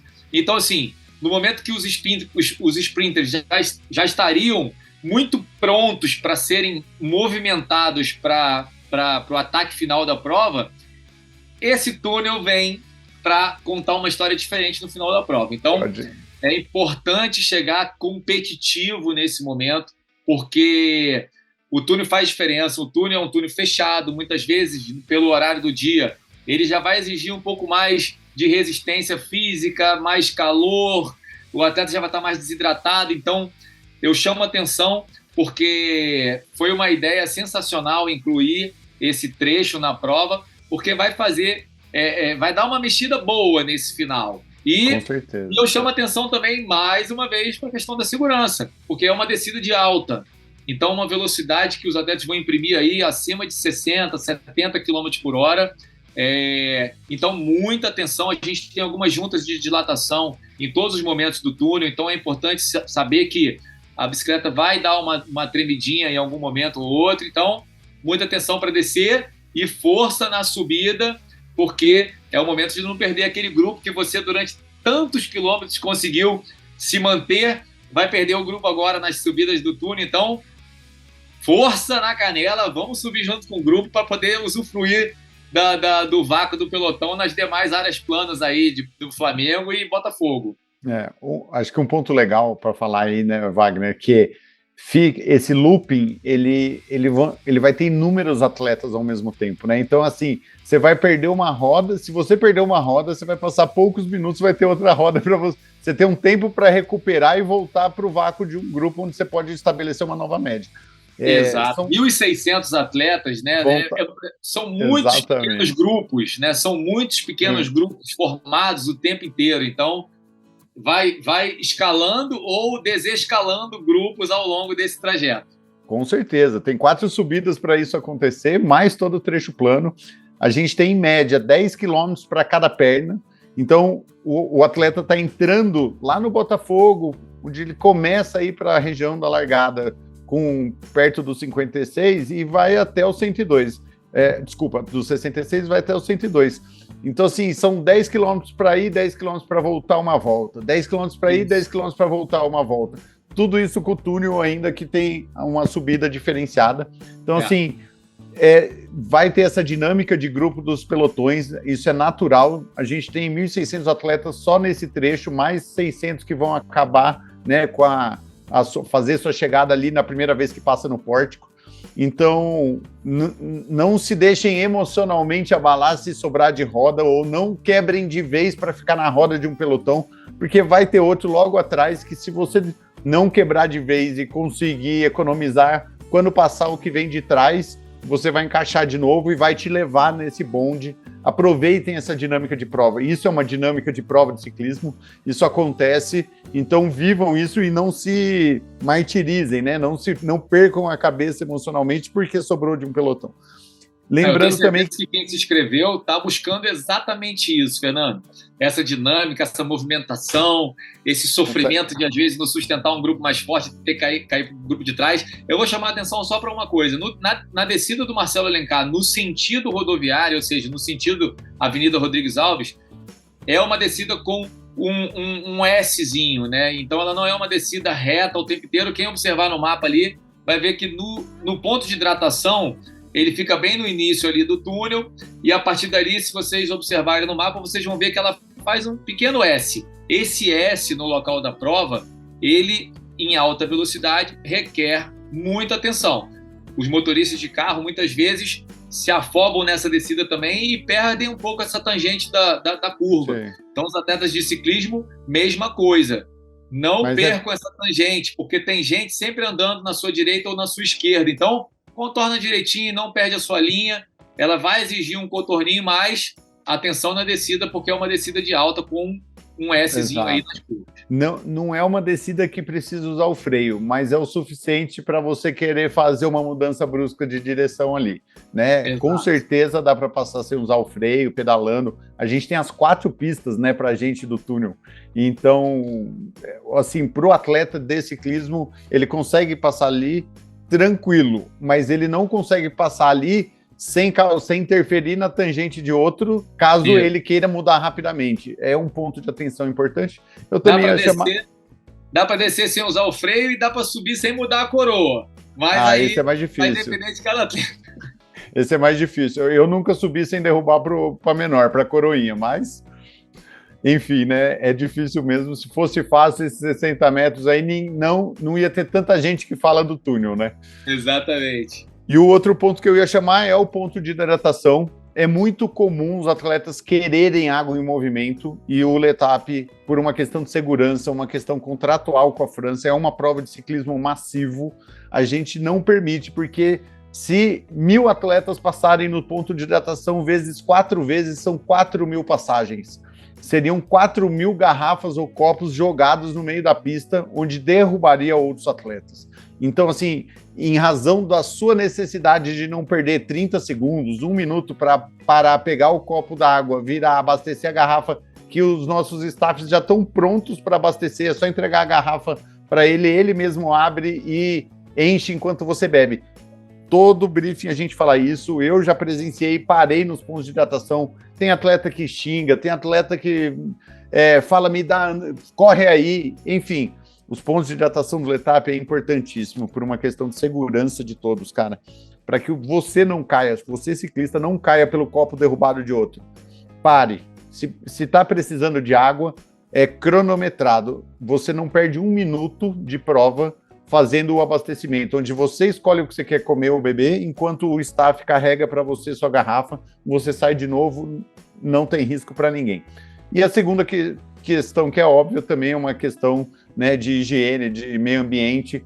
Cada ciclista vai derrubar e jogar seu copo, seu vasilhame, seu plástico de comida no X quilômetros para frente, e o evento tem toda uma responsabilidade de não sujar, não colaborar, né, com o meio ambiente, com uma cidade suja. Pelo contrário, a gente tem uma super parceria, apoio com o órgão da Conlurb, que nos permite fazer essa prova com tanto esmero com a cidade, aí, com tanto cuidado. Então, ciclista, não xingue, não fique bravo. Se você precisar parar esse seu 1 minuto de prova, não vale o xingamento das pessoas que estão trabalhando, das pessoas que acordaram cedo e estão lá no ponto de hidratação, oferecendo o serviço de cuidar, de tampar sua garrafinha, né, colocar a mão no gelo e tirar o isotônico, a água, o refrigerante que você quer gelado, só porque você não deseja parar ou perder 30 segundos, 1 minuto, né? Isso acontece vai acontecer na mesa do Imperador, na subida lá onde a gente tem o ponto de hidratação número 1, e aqui, durante as 4 voltas, nas 4 passagens do atleta, a orientação com todos os nossos staffs o ciclista tem que parar, tá tudo gelado, aberto, esperando o atleta parar, mas a gente não pode dar em movimento, ok? Acho que é legal também falar, né, Wagner? Porque todo evento tem novos atletas, todo evento o novo atleta se sente na pele de um atleta onde ele não quer parar e enxerga aquele ciclismo competitivo do Tour de France, onde os atletas comem em movimento, mas lá são 40 atletas profissionais que estão num bloco de pelotão, ou na prova inteira tem 200. Aqui a gente está falando de 1.600, né? Está falando de 2.000. Eu acho que o recado foi dado, é importantíssima essa conscientização, e eu chamo a atenção para o que o atleta vai consumir durante a prova com aquilo que ele está levando. Géis, sal, algum outro alimento, que ele também mantenha esse resíduo aí do que ele levou junto com ele, para que ele não descarte isso durante o trajeto, né? Para que não fique ali durante o percurso o sachê de gel caído no chão ali também. Com certeza, né? Isso seria o ápice do contraponto aí, onde a gente quer um mundo limpo, mas durante o nosso esporte a gente polui o mundo, né? E deixa o lixo para trás. Eu acho que o exemplo da gente começa a fazer as mudanças necessárias aí, e eu acho que o esporte é um meio da gente dar o exemplo, né? Enfim, acabando as 4 voltas, passa pelo Botafogo, faz o último retorno e entra nos quilômetros finais aí até o quilômetro 102 de prova, acabando a prova para o percurso longo também. Né? Acho que aí é o trecho final, são os 40 finais de prova do percurso longo, é onde a base do esporte, acho que onde o ciclismo com o vácuo, com o trabalho em equipe, né, com toda a estrutura de saber andar no plano e também ter as subidas, vai fazer a diferença para encerrar a prova na média, no objetivo aí que os atletas queiram. A gente tem a última curva em Botafogo ali, essas curvas, né, do looping, elas são curvas 180, né, que vão requerer aí uma atenção especial também.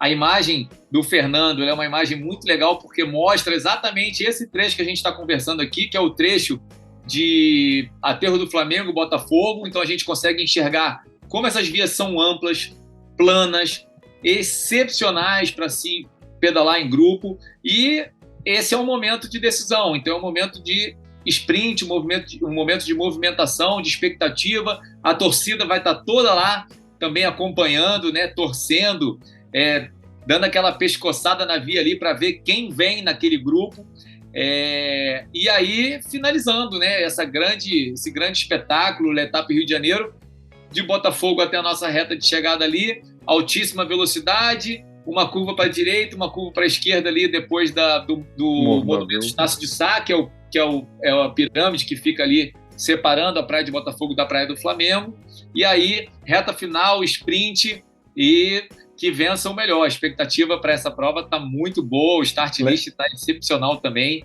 Acho que vai ser uma prova maravilhosa, Fernando, tenho certeza. Com certeza, Wagner, com certeza. Lembrando que aqui também é o lugar para os ataques e fugas, né?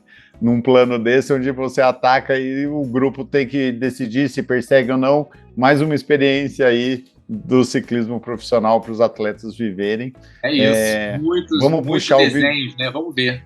Vamos puxar o vídeo aí do looping da parte final, assim todo mundo pode ver onde a região que a gente está, passando pelo túnel, batendo na rodoviária, voltando para a região de Aterro e Botafogo, inicia a volta 2, passa todo o túnel de novo, bate na rodoviária, segunda volta, túnel de novo, volta lá no Botafogo, e aí sim contorna o Morro da Viúva, o Monumento Estácio de Sá e vem para a chegada. Acho que por aí as pessoas podem ver o contorno, né, o tamanho que esses 20 quilômetros de cada volta aí tá fazendo na cidade, até o aeroporto aqui na base do percurso, onde a gente também passa ali na frente dele, tem, né, o contorno do Marina da Glória e depois na frente do aeroporto, antes de entrar nos túneis aí. Encerrando aqui, então, a gente passou por todos os trechos das provas do percurso curto e do longo. A gente pode puxar o próximo slide aí, onde a gente vai levantar o desenho altimétrico, né? Acho que é por aqui que a gente vê a receita da prova, né? A receita do percurso, onde nitidamente eu trouxe de novo, né? Primeiro o mapa do 59, porque todo mundo do percurso completo também vai passar esses 59 quilômetros da mesma forma, com essa mesma quilometragem. Então é o que a gente falou ali, ó, até o quilômetro 19 de prova, a gente está no trecho plano antes da montanha, pré-montanhas. Entrou na montanha, a gente sobe até o 23, Mesa do Imperador. É o trecho de montanha que a gente falou, né? Onde a gente sobe uma face e começa a descer o outro lado, sentido Canoas. Ali tá, antes do quilômetro 29, ali tá a subida no meio da descida, que é a casa do prefeito, né, Wagner? Ela é nítida ali. Ela tá bem íngreme assim também, né? Ela é uma subida que engana no percurso, né? Porque Exato. Geralmente os atletas sobem aqui no Rio de Janeiro muito por Canoas, fazem um trecho plano em direção à Barra, Recreio e tudo mais, e na volta sobem Canoas. Então é interessante você pegar esse trajeto subindo pela Mesa do Imperador e descendo Canoas, porque tem essa subida da casa do prefeito aí, bem interessante nesse trajeto.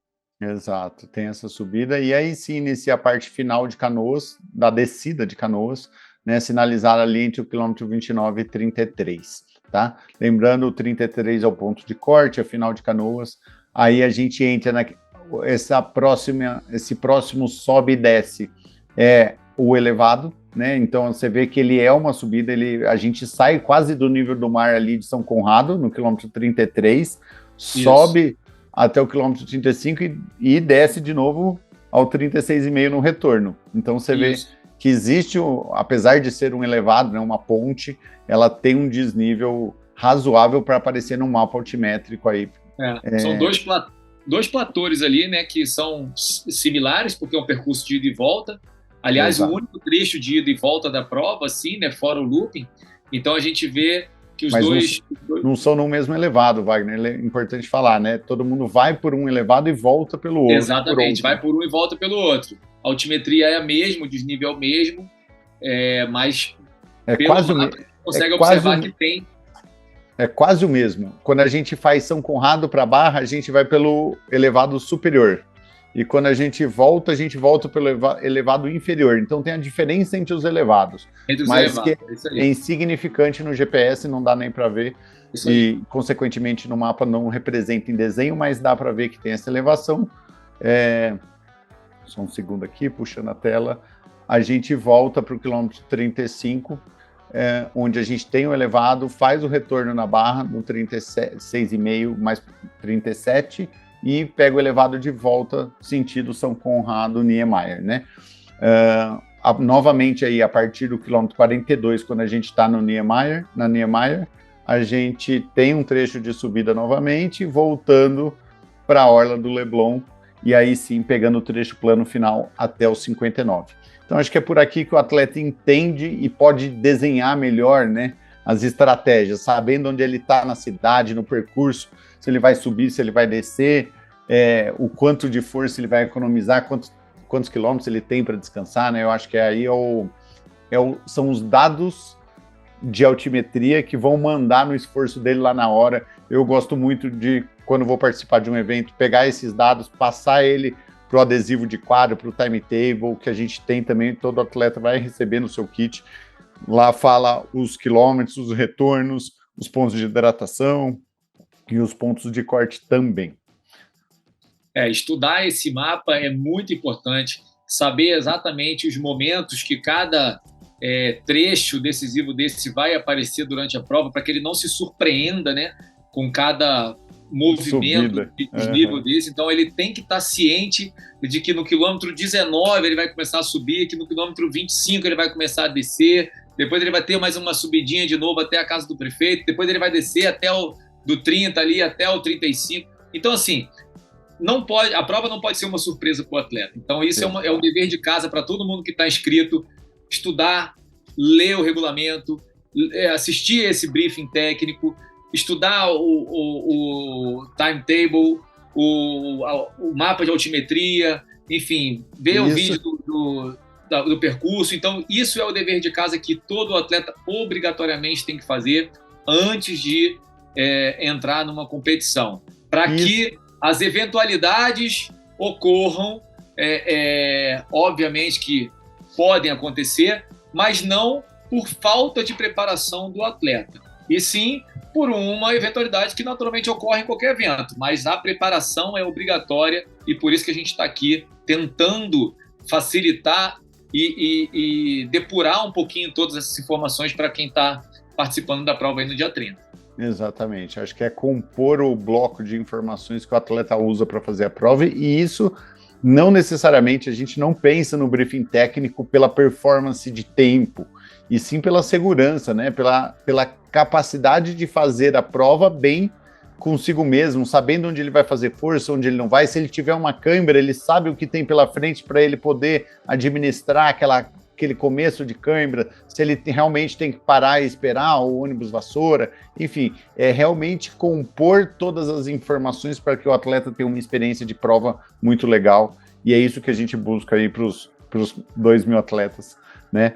E para quem está organizando, né, Fernando, os atletas, eles têm todos o mesmo peso e o mesmo valor, né? Do primeiro atleta de cada um dos percursos até o último atleta, todos eles, para quem organiza o evento, eles têm o mesmo valor para a organização da prova, o mesmo cuidado de que o serviço seja oferecido da mesma maneira, a segurança esteja pronta para né, qualquer problema, né, em todos os momentos da prova. Então, os atletas, eu tenho certeza que, quando se inscrevem para um evento da magnitude do Letap, sabem que o pensamento da organização é esse.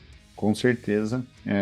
Acho que é uma busca sem fim, né? Sempre temos mais atletas novos, atletas mais experientes ou menos, e todos têm que ter uma boa experiência. Acho que a gente tenta ao máximo colocar todos os recursos, né, todas as estruturas para que isso seja e aconteça. Acho que é esse o nosso papel do ciclismo, é isso que faz do Letap aí há 10 anos um evento que aceito na cidade do Rio, que tem em outras cidades e mantém, né, esse número de 2, 3 mil atletas em todo evento, que para a gente é o fruto de um trabalho de anos aí, de uma década.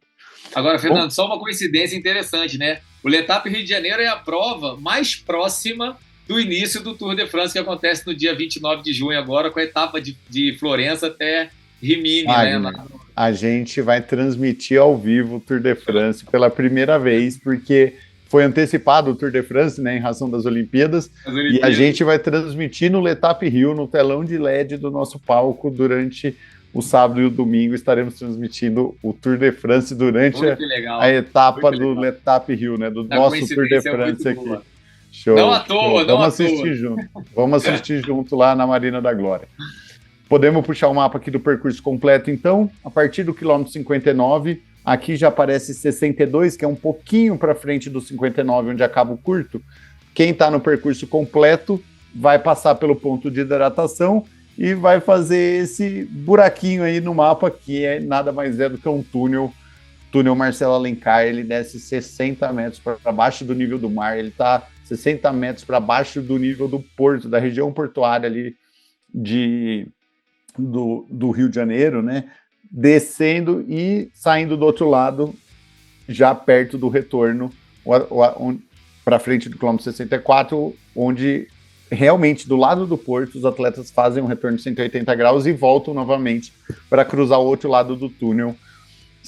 Saindo do túnel tem um ponto de hidratação. Lógico, não é todo mundo que escolhe isso, mas se eu fosse fazer, né, a minha parada no ponto de hidratação, com certeza eu pararia na ida, né? Todo mundo, quando vê o túnel, fala, vai começar a descer, e não para. E para na volta.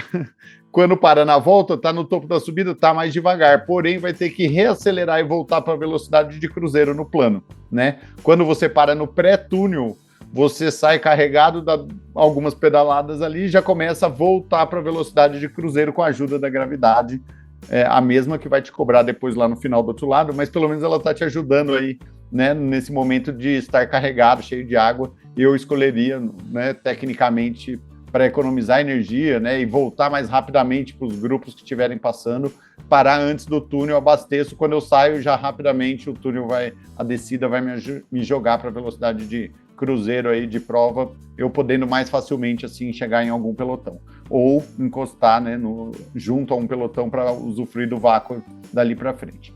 Então aí a gente tem voltando a partir do quilômetro 70, o atleta chega no Botafogo novamente, ele já passou na ida, voltou, ele faz o retorno 1 do Botafogo, primeiro contorno ali, vai para a volta 2, passa debaixo do pórtico de largada, do ponto de hidratação, os 2 túneis, e volta para o Botafogo retorno 2, aí sim ele faz a curva para entrar na reta de chegada aí, né?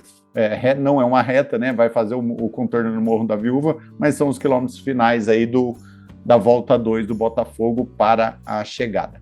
Nisso a gente encerra também o mapa altimétrico do curto, do longo, né? Dando todo o design de montanha altimétrico, né? De percurso, todo o design, o que é montanha, o que é elevado, o que é túnel. A gente praticamente tem esses 3 elementos dentro do percurso com relação à altimetria, né? A gente ou está num trecho de montanha, ou a gente está subindo e descendo os elevados, ou a gente tem a montanha de novo ali na borda da Niemeyer e os 4 túneis. Esse é nosso cardápio de altimétrico do Percurso Rio, né, Wagner? Não tem maneira melhor de conhecer a cidade do Rio de Janeiro do que se inscrevendo no Letap, porque ela contempla os principais pontos da cidade, muitos cartões postais da nossa cidade. Esse momento final da prova é um momento que tem trazido muito orgulho também para os cariocas, né? Essa área foi toda revitalizada, a área da região portuária ali. Antigamente a gente tinha o elevado da perimetral, ele foi todo demolido, essa área foi toda reconstruída. O túnel Marcelo Alencar faz parte dessa revitalização, na preocupação com o acesso dos veículos na direção ao centro da cidade, em direção ao centro da cidade. Então, é uma área relativamente nova, mas que os cariocas também têm muito orgulho, e quem é da cidade e os nossos visitantes poderão contemplar essa nova região, e que também atende aos treinamentos dos ciclistas de competição aos finais de semana. Essa área é uma das áreas que fica fechada. Só por curiosidade, o aterro do Flamengo também fica fechado durante a semana por 2 dias para o treinamento de ciclismo de competição. Então, tanto a região lá da Rodrigues Alves e o túnel Marcelo Alencar, quanto a região do aterro do Flamengo, são áreas que os ciclistas do Rio de Janeiro usufruem ao longo do ano, sempre em horários delimitados pela prefeitura, com o fechamento e o balizamento da Guarda Municipal. Então, a gente tem vivido um momento muito bacana na cidade em apoio ao nosso esporte, ao ciclismo, tanto recreativo, né, quanto o amador de competição. Com certeza, acho que esse local é chamado de APCC, né, Área de Proteção ao Ciclismo Competitivo, e um exemplo que outras cidades deveriam seguir. A gente fez questão do nosso percurso passar por essas áreas, porque isso agregava para a gente tecnicamente, que é o que todo atleta aí do Rio tem e agrega, e proporcionar isso ao ciclista de outro local, de outra cidade, de outro estado, poder vivenciar que esses espaços estão abertos dias de semana, horários específicos, para quem estiver no Rio por alguma viagem a lazer ou a trabalho, poder usufruir também. Acho que isso aí. Aterro do Flamengo nos 2 sentidos. Ele fica fechado nos 2 sentidos, ou seja, 4 faixas em cada sentido, só para os atletas pedalarem, terças e quintas de 4 às 5h30 da manhã, e ali a região do túnel e da Rodrigues Alves até a rodoviária, aos domingos de 6 às 8 da manhã. Exatamente, mais um presente aí do Rio para a gente. Puxando então aí, a gente vai falar especificamente agora no próximo slide sobre, se eu não me engano, questões de segurança. O timetable. Acho que esse aí, ele é o descritivo da receita, né? É por aí que a gente faz o adesivo de quadro, é por aí que o atleta entende as estruturas que tem na pista, onde estão os pontos de hidratação, onde tem o suporte da Shimano, nossa patrocinadora também, que está com as motos o tempo todo no meio do pelotão, mas o atleta pode vir a ter um pneu furado em alguma região onde ele está perto de um ponto fixo da Shimano, por exemplo, na Mesa do Imperador, na Marina da Glória pré-largada, a gente também tem um suporte deles, e lá na região do túnel, pré-túnel, que a gente já vê no próximo slide, onde a gente vai ver o timetable mais para frente. Mas, olhando especificamente o timetable do curto, a gente pode olhar todos esses elementos. Os pontos de corte são o mesmo, então todos os atletas que largaram até 6h18 aí vão ter até 7h15 para percorrer os primeiros 19 quilômetros, aí tem 1 hora para percorrer 19 quilômetros até o pé da Vista Chinesa, ali na bifurcação, né?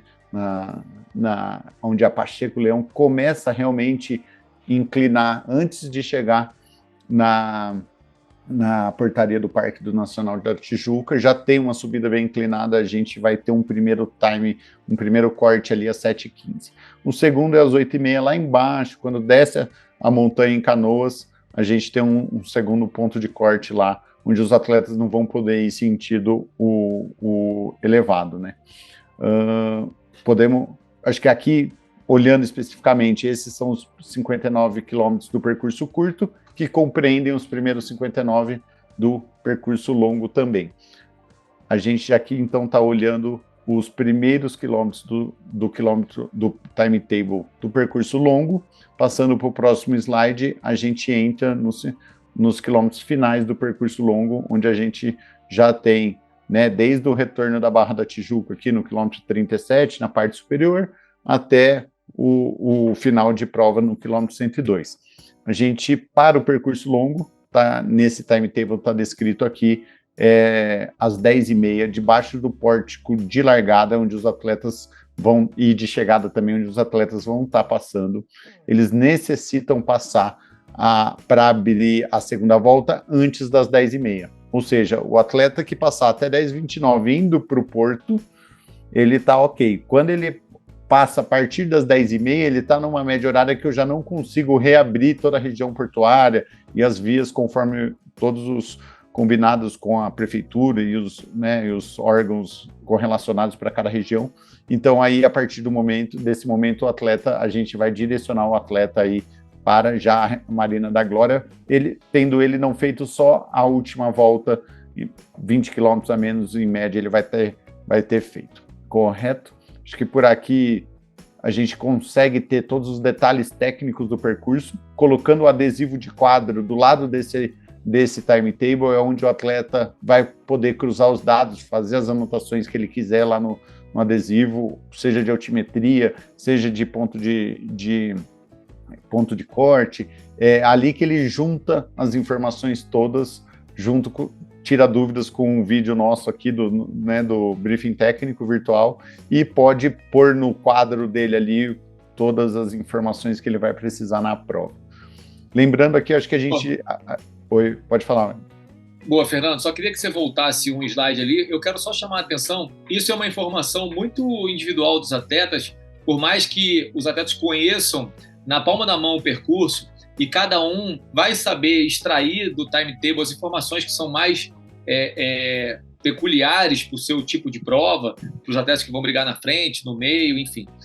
Mas eu pontuaria que todo atleta, obrigatoriamente, anotasse onde tem os pontos de ajuda mecânica, né? Saiam no início da prova sabendo onde esses pontos de apoio estão, porque a gente nunca sabe quando algum problema pode ocorrer, um furo de pneu, uma corrente que arrebenta, enfim. Saber onde esses pontos estão para que você possa buscá-los, e os pontos de hidratação, que são importantes. Não, eu conheço todo o trajeto, eu sei quais são as curvas perigosas, que são as curvas mais suaves, tudo bem. Então, saia sabendo onde estão os pontos de apoio mecânico e os pontos de hidratação. Caiu minha garrafa, eu perdi minha hidratação, para que você não tenha nenhum problema durante a prova. Exatamente. Lembrando aí um ponto importante que a gente até tinha discutido antes, né, Wagner? No ponto 2 de corte, que acontece às 8h30, se a gente voltar mais um slide, ele acontece na descida de Canoas, correto? Na descida de Canoas, o atleta não necessariamente precisa esperar o ônibus, tá? No ponto 2 de corte, a gente tem uma passarela, né, que vai transpor a avenida principal, e o atleta do outro lado descendo, ele volta para o percurso de prova adiantado. Então, assim, ele está fora do ponto de corte, ele não pode fazer mais aquela via do elevado, ir até a barra e voltar. Mas ele fazendo essa transposição, a gente vai direcionar os atletas para esse elevado, para essa passarela, ele vai subir a passarela, descer do outro lado e sair na Praia de São Conrado. Ele volta, o atleta que estiver fora do ponto de corte, fora do timetable ou da média horária que a gente exige para acabar, para que ele ande, ele vai voltar adiantado do percurso de prova e poder fazer o final da prova dele, passar por São Conrado, Niemeyer, Leblon e Ipanema e voltar para a região de largada, tranquilamente, pedalando, usufruindo da estrutura e curtindo. Acho que o principal é a gente proporcionar isso, e quando a gente conseguiu casar o ponto de corte, onde a gente precisava que os atletas tivessem dentro de um tempo, porque a situação do elevado que a gente usa é uma via arterial de trânsito da cidade muito grande, então a gente tem um tempo muito restrito, a gente precisa cumprir isso, né, para que o evento possa continuar acontecendo. E a gente falou, cara, tem uma passarela a poucos metros à frente ali de onde a gente vai cortar, vamos direcionar eles, porque essa passarela sai do outro lado, onde eles vão voltar a ficar dentro do percurso, protegido, e poder finalizar o pedal. Finalizar não, ainda vai ter muito pedal pela frente, sim, mas de volta ao timetable. Então isso é uma peculiaridade, né, uma vantagem do percurso que a gente tem e que o Rio proporcionou, né, pela estrutura, e eu queria pontuar aqui também. Essa passarela, ela faz parte da nossa rotina aqui do Rio também. Quando a gente vem da Barra para entrar em São Conrado ali, a gente usa justamente essa passarela para cruzar as duas mãos da via que liga, né, São Conrado até a Barra, para depois cair em São Conrado e voltar. O atleta vai receber o seu DNF ali no resultado final de prova, porque ele não completou dentro do tempo estipulado pela organização, mas como você bem falou, vai usufruir de toda a estrutura da prova até voltar lá para a Marina da Glória. Então, eu acho que esse pequeno detalhe dele não ter atingido esse ponto de corte, eu tenho certeza que não muda a experiência de ninguém por ter participado do Letap Rio de Janeiro. Com certeza, com certeza. Podemos puxar aqui então, vamos para os últimos slides, onde a gente fala especificamente aqui o mapa dos pontos de corte que estão no timetable. Então a gente consegue olhar para o percurso de prova e ver aonde esses percursos estão, se eles estão na montanha, se eles estão na parte que desce ou sobe a montanha. Aqui é mais um elemento que a gente dá visual para que o atleta componha aí seu book, igual os atletas do Tour de France recebem seu book de prova, onde tem todas essas informações. São essas que passaram para o Letap do Tour e que o Letap do Tour passam para a gente do Letap Brasil, e a gente segue aí dando todo esse conteúdo para os atletas, tá? Indo para os últimos slides aqui, a gente vai falar da questão especificamente da vista chinesa, né, da subida da vista chinesa e da mesa do imperador. No nosso caso, nosso rei e rainha da montanha, ele é da portaria do parque, ou seja, os atletas já começaram a subir, né, alguns metros, aí sim eles chegam na portaria do parque, e da portaria do parque para frente, a gente começa a cronometrar até a mesa do imperador. Então, acho que esse aqui é novamente, mais um elemento que a gente traz aí de design para que os atletas vejam, né, o nível de dificuldade. Foi aquilo que você falou aí, né, Wagner? O começo é difícil, mas o meio é mais difícil. Por essa subida. A gente tem um carinho muito grande. A gente espera que os atletas que vêm de fora, né, sintam o que a gente sente com muita frequência subindo a mesa do imperador. É o nosso malvado favorito, como eu falei. O pessoal pode observar ali na nossa imagem que as cores verde e azul não foram contempladas na nossa subida, só a vermelha e a preta. Então é isso, médias acima de 6% de inclinação, chegando a alguns pontos, ali ele apresenta a média, mas a gente chega a alguns pontos de 17% de inclinação. Então é uma subida dura, parece curta, mas os principais atletas vão... O com desse segmento ele gira em torno de 14 minutos, até 15 minutos, e a média dos principais atletas vai ser aí de 17 e 30, acredito eu, entre 17 e 18 minutos, os principais atletas. Acredito que o rei e rainha da montanha, né, por estarem inseridos dentro do contexto da prova, obviamente não chegam perto do com de atletas que sobem só com o objetivo de bater o segmento, mas vai girar em torno de 17 a 18 minutos. Os demais atletas vão aí acima dos 20, entre 20 e 30, uma boa parte entre 30 e 40, enfim, bastante tempo para subir, mas que tratem com carinho a nossa montanha, porque a gente tem um apreço muito grande por esse trecho. Final de semana está sempre lotado, dia de semana bem cedinho, o pessoal já começa a subir. Então essa é a nossa mesa do imperador aqui no Rio de Janeiro. Como eu falei, nós dividimos ela em três, geralmente, né? Cancela, cachoeira, curva do alívio, mesa. Com o trecho da cachoeira para a curva do alívio sendo aí o pior desses três.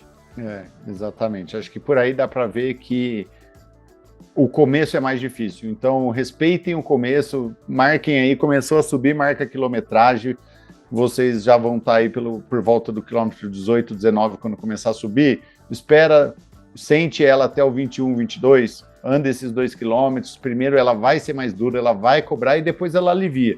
O segredo, eu acho que é não entrar afogado do meio para frente aí, né, da curva do alívio para frente, porque se afogar no começo, o final vai ficar duro igual. Se você passar bem o começo sem afogar, realmente você vai sentir que o final fica mais tranquilo, né? E o cassete também, né, Fernando? A decisão de uma boa relação para essa prova, eu acho que pode fazer diferença também.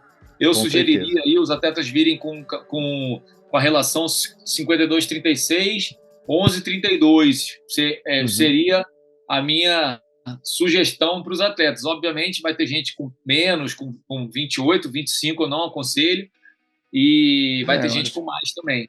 Acho que cada atleta, né, sabe o que o seu equipamento proporciona e o quanto ele pode extrair, né, em razão disso, né? Eu sempre prefiro né, que os atletas passem com tranquilidade. Então, eu sempre recomendo marchas mais leves, porque vai permitir eles subirem, não quebrarem, não empurrarem. E no plano você vai ter um pouco menos de rendimento, mas, cara, isso é irrisório normalmente, perto do que você perde na subida, né? Exato. Então tá aí o nosso design altimétrico, né, do Rei e Rainha da Montanha, do Letap Rio 24. E agora a gente pode puxar aí o slide de todo o percurso e suas intervenções em vias, né? A gente faz um mapa para os munícipes do Rio de Janeiro, para todos os bairros e também para os atletas. Todos esses bairros estão sendo impactados de alguma maneira pelos fechamentos, né, da prova.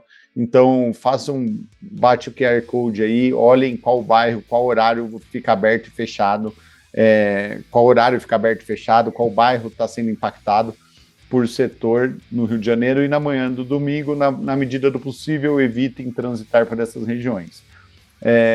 Para os ciclistas que estão assistindo, lembrem, na madrugada, pré-prova, tudo isso aí já está fechado, então quando vocês saírem da onde vocês estiverem, de qual hotel, o percurso de prova já está fechado, entrem e vão pedalando para a largada tranquilamente, já está tudo sinalizado e protegido para que os ciclistas andem, tá? Indo para agora, o próximo slide, a gente puxa as questões de segurança. O Letap sempre teve, né, e tem vindo de fora do Tour de France, que é uma prova para 15 mil ciclistas, o elemento de segurança como um pilar. Ele baliza e nos direciona como fazer o ciclismo ser menos lesivo, né, ser da maneira mais segura, da melhor maneira possível, um esporte seguro, sendo que ele é um esporte, né, que a gente sabe que oferece um risco. Então, realmente, a gente capricha em vários elementos.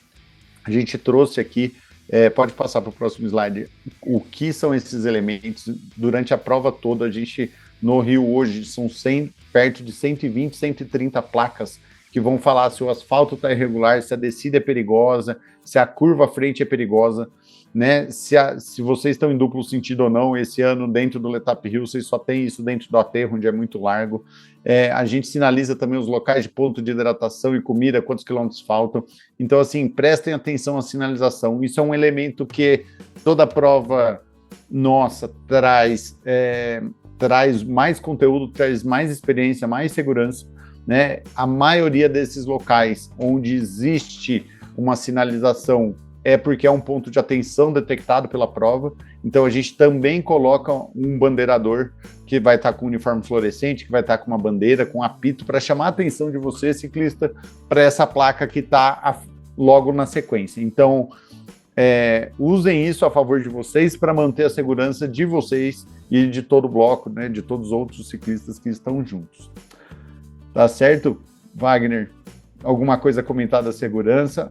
Eu acho que ela vai havendo um afunilamento quase que gradativo do momento da largada até os trechos mais estreitos, né? Então, eu acho que o próprio pelotão ele já vai se acomodando com essa adaptação das vias. A gente vai sair lá do aterro do Flamengo para Botafogo, Copacabana. Aí, nesse momento, já há um estreitamento de pista para Copacabana. Depois a gente vai seguir na orla. Quando a gente entrar para a região lá do Jardim Botânico e dobrar para Chico Leão, a gente vai tendo cada vez menos espaço. E, por fim, a região de montanha, onde são os trechos mais estreitos. Então, de maneira muito natural, a prova ela vai convidando o pelotão a se ajustar para esse estreitamento das vias e depois esse alargamento de novo, naturalmente. Mas aí os grupos já estarão divididos em pequenos grupos e a gente não vai ter tanto problema. No momento da largada, né, os grids de 300 atletas largando a cada 3 minutos proporcionam que esses 300 atletas se separem dos grupos anteriores e vão se ajustando, né, nesse estreitamento das vias e gradativos. Eu acho que esse é o principal ponto. E como eu falei lá no início do nosso briefing técnico, as boas práticas do ciclismo em grupo seguem todas elas muito vivas. Então, se falem, se comuniquem, se sinalizem, conversem, ou tá cortando a linha, tá entrando, não tá, tem buraco, não tem quebra-mola, porque é essa comunicação que vai evitar um acidente dentro do grupo. Exatamente, Wagner, é o que a gente tinha falado e trouxe nesse slide. A gente tem os pontos de atenção da orla, né, que praticamente são as mudanças de uma praia para outra dentro da cidade, onde a gente tem as curvas em pelotão, e a gente tem os trechos de montanha, e isso naturalmente vai fazendo os atletas a ficarem conectados com a prova, com toda a técnica, com toda a atenção, com a sinalização. Acho que é esse o nosso recado que a gente tem que dar. Prestem atenção aos sinais, porque esse é nosso trabalho, né, Wagner? É levantar essas questões para que vocês lá na hora me falem, putz, lembrei, placa, apito, tem alguma coisa aí na frente, para não ser pego de surpresa na hora da competição mesmo. Tem um ponto que eu não falei, Fernando, que é na descida da Estrada das Canoas, a separação das vias de mão em contramão, ela tem uma dilatação, que cabe um pneu ali.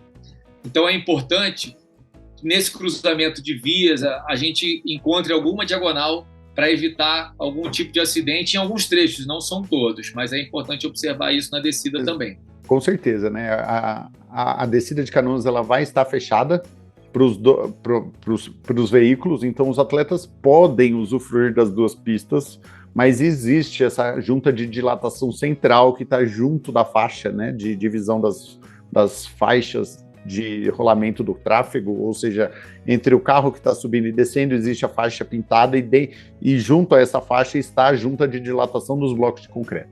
Eu acho que realmente o atleta precisa optar, é uma decisão dele, né?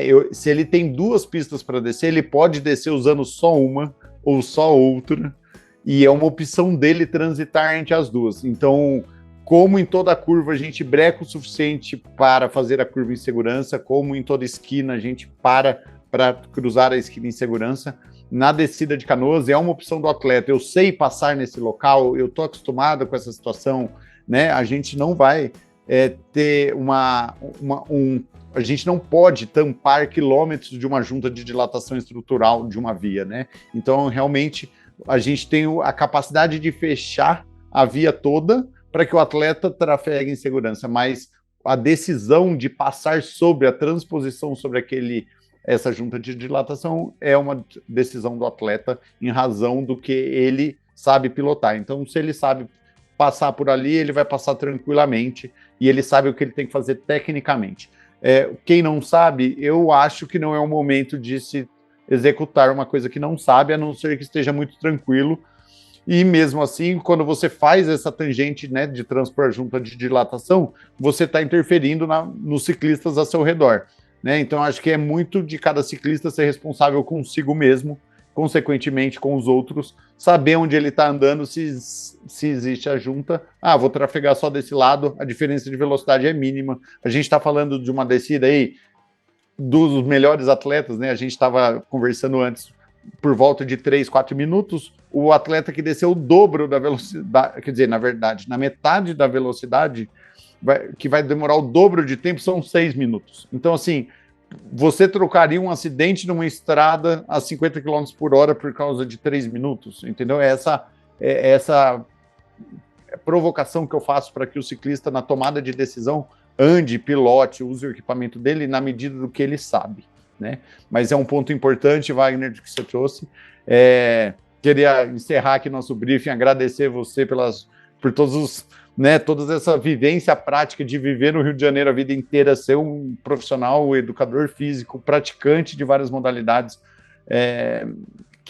trazendo, né, toda essa experiência, todos esses dados para a gente, para mais uma prova aí que a gente está executando no Rio.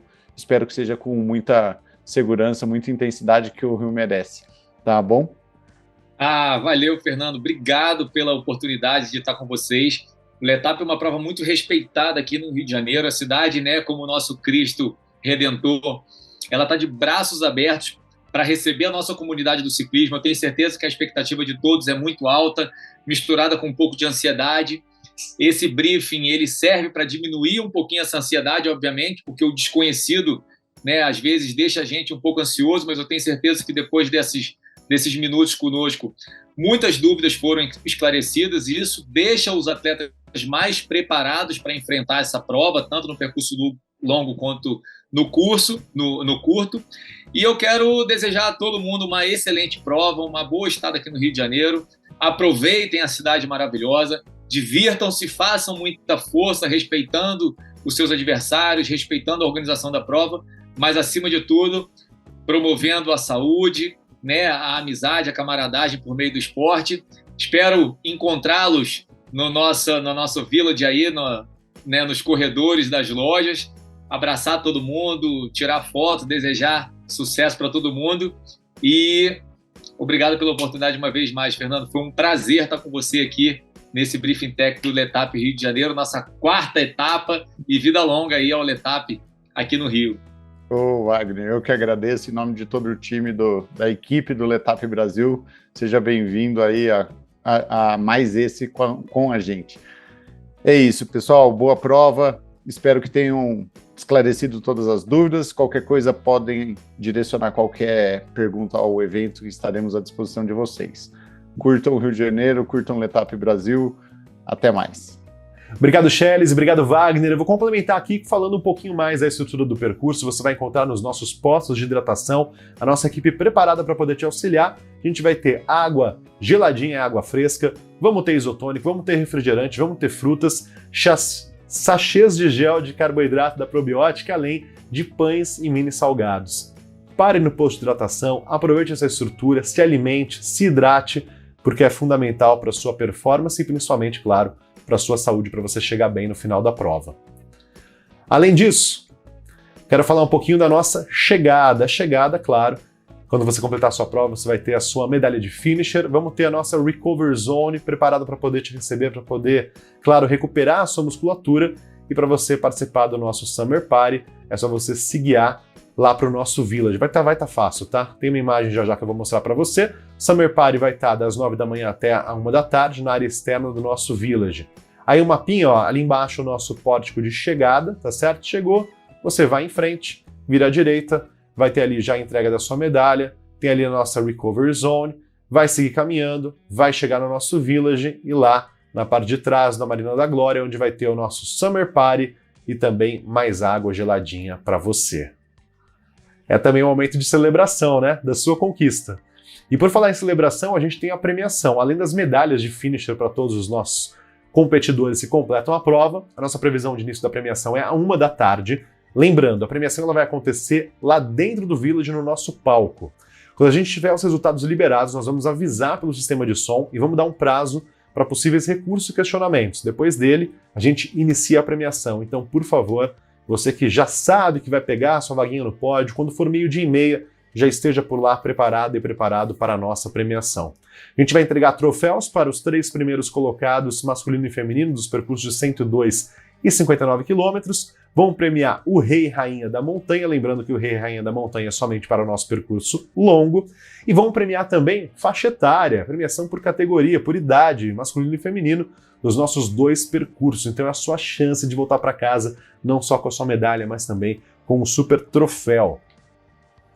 Segurança no percurso. O Shelly já falou um pouquinho da nossa placa, dos nossos bandeiradores, dos nossos apitos, de toda a sinalização que tem, mas é importante lembrar que as estradas vão estar fechadas, para você ter muita atenção nos cruzamentos, nas junções. Lembrar que a nossa equipe vai estar espalhada pelo percurso com os nossos motociclistas, com as motolancers, com estrutura médica, o nosso centro de operações sempre em contato com a equipe para qualquer emergência. Então, fique tranquilo, mas faça a sua parte. Qual é a sua parte? Tomar cuidado, ser prudente, pedalar com segurança, pedalar sempre pelo lado direito da via, ultrapassar somente pela esquerda, sempre sinalizar quando for ultrapassar, toma muito cuidado, respeitar a sinalização, as placas, ó, ouviu o apito, viu o nosso bandeirador, viu as placas, elas não estão ali de brincadeira, elas estão ali para a sua segurança, então tome muito cuidado com as curvas mais fechadas, com possíveis pontos cegos, para que a gente não tenha nenhum tipo de acidente. Isso é muito, muito, muito importante. A gente preza muito pela sua segurança, mas isso passa pela sua atitude, por você e pelos demais ciclistas. Em caso de acidente, mantenha-se calmo, nossa equipe está preparada para poder te atender, a sua bicicleta vai ser levada lá para o nosso village. Se você não atingir o tempo limite, a gente tem os pontos de corte que o Shelly já mencionou, está lá no nosso timetable direitinho, você vai ser convidado a ser retirado da prova, a gente tem o nosso ônibus para te trazer de volta para o final, e é claro que eu lembro que a nossa chegada também está com uma estrutura médica preparada para qualquer eventualidade. A gente tem esse número de telefone, pessoal, e é muito importante que você saiba. Esse número é para emergências médicas, ou seja, se você está com o seu celular, se envolveu em um acidente, tem sinal, tem condições de fazer uma chamada para esse número, você pode já direto ligar e pedir ajuda. Você está assistindo a prova, presenciou alguma emergência médica, você pode ligar para esse número, ele é também um número de WhatsApp, então você pode mandar mensagem.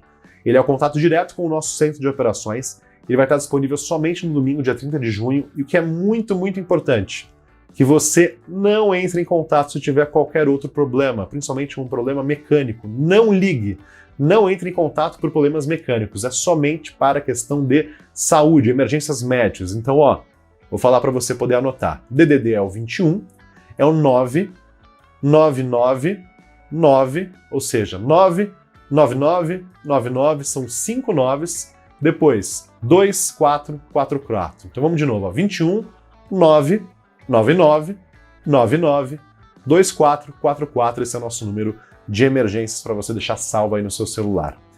Quero aqui lembrar que a nossa rede social está aí para você ter mais informações e ficar por dentro das nossas novidades. Lá tem mais links para todo esse conteúdo que eu apresentei para você. O nosso site, letapbrasil.com.br também. Se você ficou com qualquer dúvida, pergunte aqui à nossa equipe nos comentários. Pergunte também pelas redes sociais, mas lembre-se que no dia do nosso Village a gente tem lá o SAC, que é o Serviço de Atendimento ao Ciclista, e lá você pode presencialmente tirar qualquer dúvida. Não faça a prova com nenhuma dúvida, converse com a nossa equipe para você ficar preparado e preparado em todos os aspectos. Nos vemos no Rio de Janeiro, na Cidade Maravilhosa, para a nossa 4ª edição. Desejo uma boa viagem para você que não é do Rio e está indo para lá, assim como eu, vou estar por lá com vocês, e que a gente tenha uma grande prova, um ótimo pedal e aquela experiência oficial do Tour de France no Brasil, com a maior qualidade possível, com a sua presença, com o seu sorriso, com a sua alegria. Então, até breve. Muito obrigado pela sua participação. Compartilhe esse vídeo com os seus amigos. Veja e reveja quantas vezes você quiser. Nos vemos no Rio de Janeiro. Até lá! Letap Rio 2024. Tchau, tchau.